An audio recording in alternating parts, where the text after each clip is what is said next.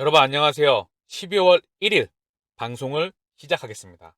파월 연준 의장 이달 금리 인상 속도 조절 시사 중요한 말을 언급하였습니다. 제롬 파월 연준 의장은 브루킹스 연구소의 재정 통화정책 허친스 센터에서 집중하세요. 허친스 센터에서 재정과 통화정책 허친스 센터에서 경제 전망과 노동시장을 주제로 연설하는 가운데 이달부터 금리 인상 속도 조절에 들어갈 수 있다는 뜻을 내비쳤다. 자, 금리 인상에 대한 상단이 가까워져 오고 있다는 느낌이 살짝 들고 있죠. 물론 모니터링이 필요하겠지만 조금 있다가 허치스 센터를 좀 주목해 주시고요. 자, 그러면 뭐라고 언급했는지 한번 살펴보시죠. 자, 국제금융센터의 보고서를 기반으로 해서 자료를 같이 한번 보겠습니다. 파월 의장은 금리가 인플레이션을 충분히 떨어질 정도의 제약적인 수준에 근접하고 있기에 인상 속도를 다소 늦추는 것이 합리적이라고 발언하였다. 이전에는 뭐라 그랬죠? 실물 경제를 포기하더라도 인플레이션을 우리는 포기하지 않을 거야라는 그런 스탠스에서 이제 인플레이션을 충분히 떨어뜨릴 정도의 제약적인 수준에 근접하고 있기에 속도를 다소 늦추는 것이 합리적이라고 발언하였다. 즉, 상단이 가까워져 오고 있다. 그러면서 시장이 반응을 했다는 거죠. 금리 인상 속도를 늦추는 시기면 빠르면 12월부터 시작될 수 있다고 부연. 다만 인플레이션 억제 노력이 종료된 것은 아니라고 강조. 아울러 현 상황에서 더욱 중요한 사항은 제약적인 수준의 금리를 얼마나 유지할 것인지, 그리고 인플레이션 억제를 위해 금리를 얼마나 인상할 것에 대한 물음이라고 첨언. 즉, 올라가도 막 자산 시장도 올라가면 안 돼. 올라가는 것도 부담스럽고 떨어지는 것도 부담스러워. 제가 이거를 조금 모니터링해서 필터링을 한다면, 걸러서 듣는다면 더 올리다가는 실물 경제와 자산 시장이 시스템 리스크로 갈 것 같아서 완전히 빠그러질 것 같아. 그러면 결국 제로 금리와 마이너스 금리와 부양책의 속도가 더 빨라질 수밖에 없어. 이거는 우리가 원치 않아. 다시 리부팅을 해야 되기 때문에 그 시간은 조금 걸리겠지만 아직은 아니니까 시스템 리스크로 가기 전에 오늘은 조금, 요즘은, 지금은, 최근에서는 조금 바운더링이 필요할 것 같아. 위로든 아래로든 조금은 기다려라고 하면서 마사지를 하는 듯한 느낌이 들었습니다. 중요한 건 뭐다? 12월 금리 인상 속도 조절이 가능하다. 그러면서 이날 공개된 베이지북에 따르면 대부분의 지역 연은은 금년 가응 경제활동이 둔화되고 있다고 평가. 또한 기업들은 물가 상승과 금리 인상 등으로 향후 전망과 관련하여 불확실성과 회의적인 시각이 확대되고 있다. 자, 그럼 시장이 어떻게 받아들였냐? 미국 증시는 나스닥 기준으로 급등에 나왔어요. 지수가 무려 4.41. 폭등에 나왔죠. S&P가 3.09, 다우는 2.18. 조금은 더 모니터링이 필요하고요. 원달러 환율이 3개월 만에 1,300원 밑으로 하락하였다. 1,298원. 원화에 대한 강세. 자, 그러면서 달러의 약세 105.89, 달러가 약세, 원화가 강세. 더불어 중요한 미 국채 10년물이 3.61로 쭉 떨어졌다는 거죠. 훅 떨어졌다는 거죠.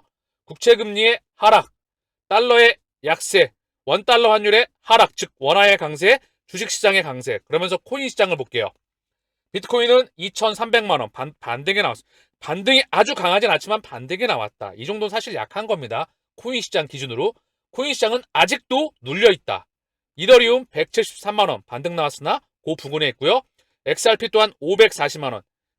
강한 반등이 아니라 살짝 반등 나오고 고기 있다.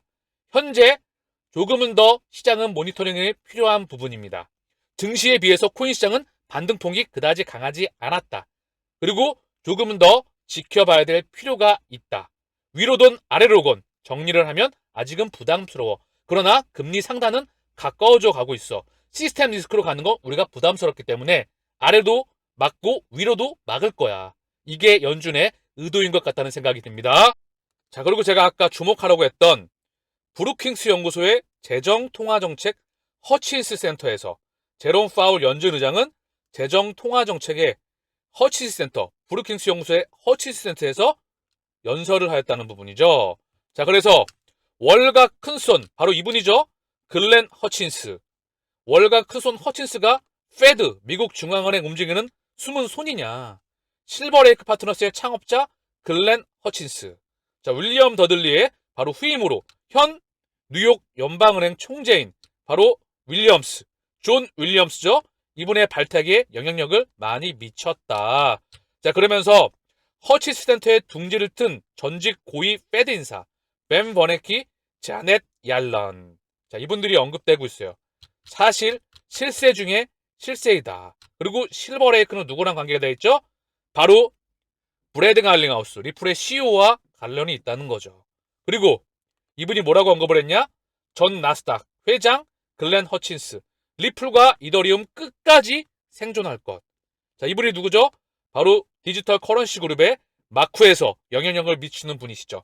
나스닥과 방금 전에 영향이 있다는 것을 우리는 눈으로 확인했고요. 이 디지털 커런시 그룹은 바로 누구의 주인장이다? 마스터카드. 마스터카드는 누가 주인장이다? 바로 웰스파고, HSBC, CT. 미국 중앙은행의 주요 주도들과 무관하지가 않습니다. 이런 바로 여기에 XRP, 리플이 여기 딱 하고 배치가 되어 있고요. 명확성을 갖고 있다는 거죠. SEC와 리플의 소송에서 이제 상품이냐 증권이냐 블록체인에 대한 법과 제도와 코인 시장에 대한 명확성이 나와야 되겠죠. 그래야 따라오는 비트코인 현물 ETF와 금융기관들의 바로 기관 투자자들의 자금이 따라오겠죠. 제가 방금 전에 언급했던 명확성은 뭐다? 리플의 노일 설계 이후 11이시, 그 기준점으로 NFT, 그리고 전 세계에 바로 중앙은행들과 금융기관에 의해 만들어진 블록체인의 심장이다. 노일 설계율을 바로 디지털 커런시를 통해서 만들어졌다 이유가 있는 겁니다. 지캐시는 뭐다? CBDC에 들어가는 바로 익명성 기술인 제로놀리지, 투명과 방패를 기반으로 해서 확장해 나가는 부분. 다 뜻이 있는 부분이다. 우리가 투자하고 있는 명확한 이유를 인지해야 합니다. 자, 리플의 ODL이 전 세계적으로 이제 빅테크와 글로벌 송금 기업과 그리고 글로벌 금융기관과 끊임없이 인프라가 확장하고 있다는 소식입니다. 리플의 ODL, 아마존의 결제 서비스 제공업체 프로그램에 합류합니다.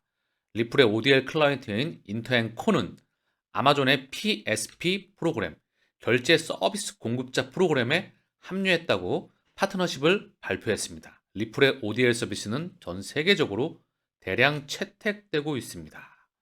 브라질 최고의 금융 서비스 슈퍼앱인 인터의 소유주이자 리플의 ODL 서비스 고객인 인터앤코는 뱅코 인터, 예전 뱅코 인터, 아마존의 결제 서비스 공급자 프로그램에 합류했다고 발표했습니다. 파트너십을 통해서 아마존의 US 판매자인 인터의 브라질 고객은 이제 인터 계정으로 직접 국경 간 지불을 받고 보낼 수 있습니다. 이 파트너십으로 전 세계적으로 아마존 PSP 프로그램에 등록된 28개 공급자 중 하나가 되었습니다.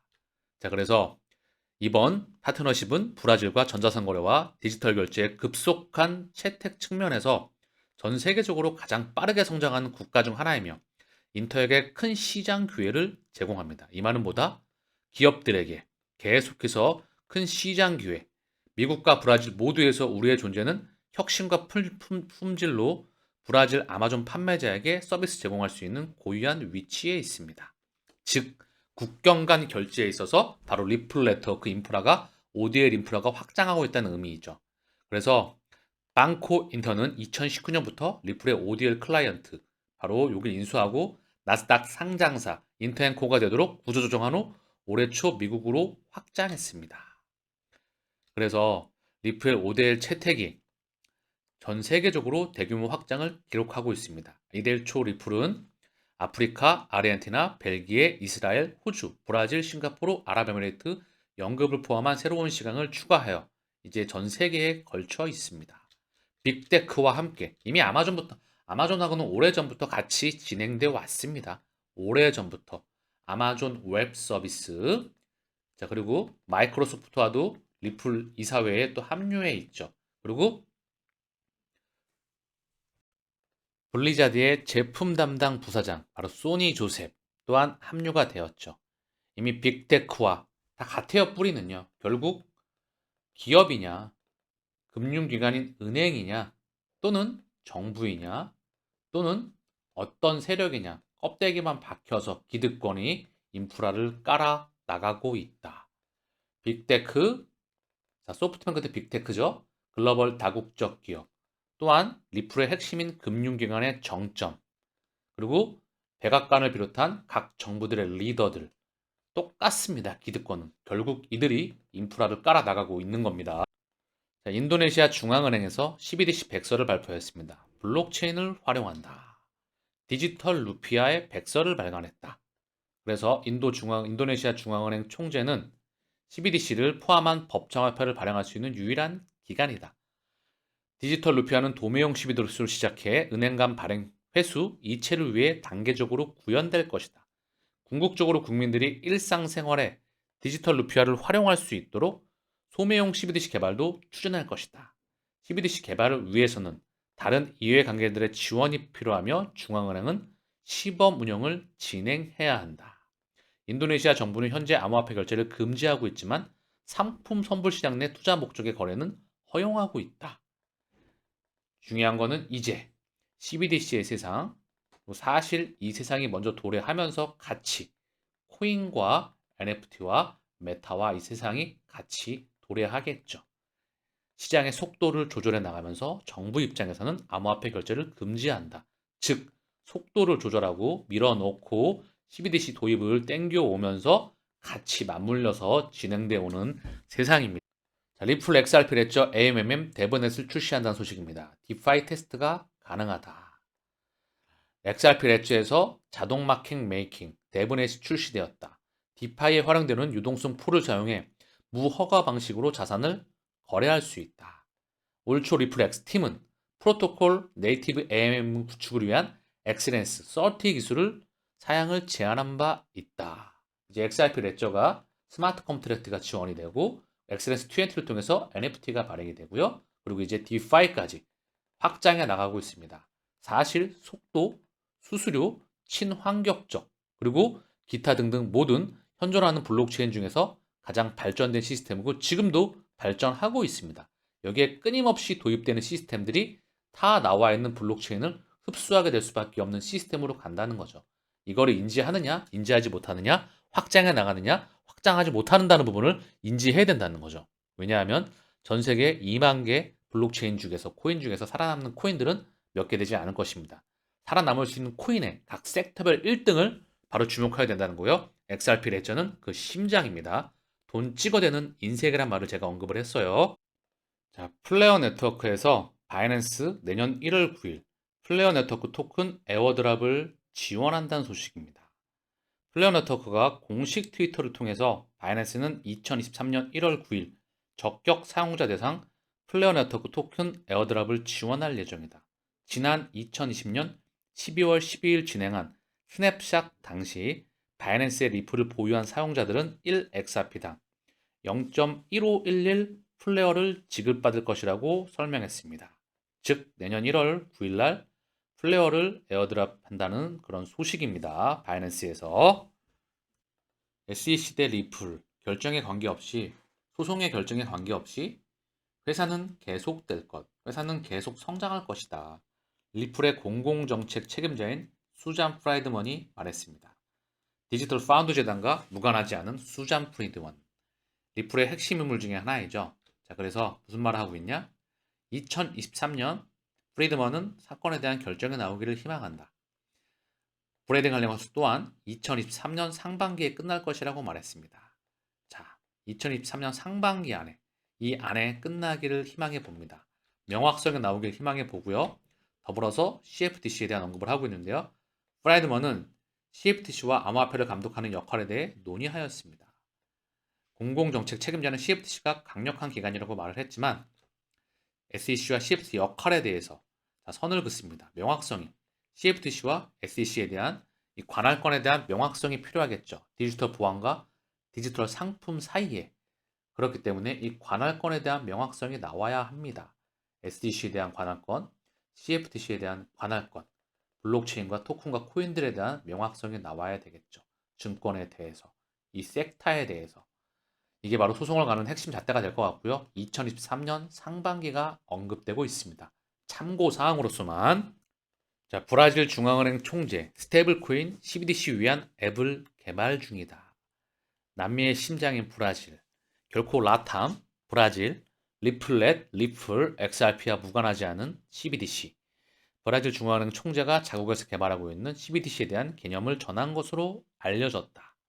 그래서 교육과 보안, 그리고 오프라인 이 모든 부분들에서 소매용 그리고 도매용, 이 시스템에 대한 이해가 필요하겠죠. 그래서 고객이 스테이블 코인과 CBDC를 보유하도록 돕는 애플리케이션도 개발하고 있다. 여러 앱을 설치하지 않아도 이 앱 하나만으로 금융 서비스를 이용할 수 있게 하는 게 중앙은행 총재 측 주장이다. 자, 바로 중앙은행 총재 로베르토 캠포스 네토 총재는 오는 2024년 CBDC를 발행하기를 희망한다. 같은 날 브라질 의회가 암호화폐 결제를 허용하는 내용의 법안을 승인했다. 남미, 라탐 중요한 골자를 하고 있죠. 상호 운영성 그리고 금융 포용성 기반으로 해서 확장해 나갈 수밖에 없고 리플 또한 오래전부터 인프라가 깔려 나가고 있는 부분이죠. 자, 남아공에서 국가 책임기관 목록에 암호화폐 사업을 추가했다. 계속해서 아프리카, 남아프리카 공화국 의회가 국가 책임기관 목록에 암호화폐 사업을 추가하였다. 이에 따라 암호화폐 거래소와 커스터디 업체 등은 고객 정보를 기록하고 또 분류해서 보관해야 한다. 이 규정은 오는 19일부터 시행될 예정이다. 남미와 아프리카에서 끊임없이 우리 세상으로 인프라가 규제와 이런 부분들이 다가오고 있다는 부분입니다. 자, 미국 재무장관 자넷 옐런이죠. 전 FED 의장, 페드 의장, FTX 붕괴는 암호화폐 업계 리만 브라더스 사태이다. 자, 그러면서 뉴욕 타임즈 주최 행사에서 암호화폐 소유자에 대한 보호가 제대로 작동하는 것이 확인하는 것이 중요하다. 저는 이 사태를 기득권의 자폭이라고 보고 있어요. 자기 팔 자르기. 한쪽 팔 잘라서 시장을 흔들죠. 그러나 팔 하나를 날렸지만 돌아오는 건 8의 곱하기 100배로 돌아오리라 저는 생각을 합니다. 이미 오래된 방식이에요. 제가 제 개인적인 생각으로 참고만 했으면 좋겠습니다. 기득권의 흔들기로 보고 있다. 그래놓고 지들은 모아갈 것입니다. 자, 나스닥의 주봉이에요. 아까 보기로 했던 나스닥의 주봉인데요. 차트인데 한눈에 보이시죠? 이 20주 이동평균선 노란색이거든요. 여기에 딱 하고 막혔어요. 자, 보시면 아시겠지만 아직은 기술적 반등 국면에 있습니다. 시장이 올라가는 것도 내려가는 것도 부담스러운 미국 중앙은행이죠. 여기에 이탈하고 빠그러지게 돼서 시스템 리스크로 전이가 되거나 그러면 다시 한번 후폭풍이 커지기 때문에 아직은 통제를 하고 있는 모습입니다. 조금 더 확인이 필요한 모습이에요. 제가 좀 정리를 해왔는데 오늘 마지막으로 시장이 크게 흔들거렸던 이유 그리고 연준의 스탠스가 전환되고 있죠. 그건 바로 사실 연준이기 때문에 그래요. 연준의 강한 기축, 물가 급등을 명분으로 한 수도꼭지를 잠갔다는 거죠. 대출을 잠갔다는 거죠. 가계와 기업들에게 파괴가 돼가고 있습니다. 의도적이었죠. 그래서 경기가 안 좋은 거죠. 달러의 초강세. 다시 한번 종이돈을 발행하고 제로금리를 넘어서 마이너스 금리를 실시하게 될 때 물론 명분이 필요합니다. 실물 경제가 당연히 파괴가 돼야 되겠죠. 따라오는 시스템이 지금의 시스템이 끝나가고 새로운 시스템이 도입되는 과정에서 일어나는 엄청난 폭풍들 그리고 다가오는 후폭풍 결국 이 과정이 지나야 CBDC 도입에 명분이 생깁니다. CBDC를 도입하면서 빠르게 실시되는 통화와 재정 정책들 그리고 인플레이션에 어느 정도 효과를 보일 수 있는 그런 구축되는 그런 모습들 따라오는 전 세계 국가와 중앙은행들의 도입 그리고 진정한 XRP의 가치 상승이 시작될 것입니다. 일부 분들께서는 블록체인과 CBDC의 기술과 기능을 언급하십니다. 일부 투자자분들께서 중요한 것은 그 기술과 바로 기능들은 그것을 받아들이는 기득권의 선택이 필요합니다. 제도와 받아들이는 선택. 예를 들면 자율주행차는 이미 기술이 구현되어 있습니다. 대중의 인식과 제도만이 남아있을 뿐이죠. 기득권의 선택만이 남아있을 뿐입니다. 즉 이미 기득권이 만들어 놓았고 구현해 나가며 시스템을 인프라를 구축 중입니다.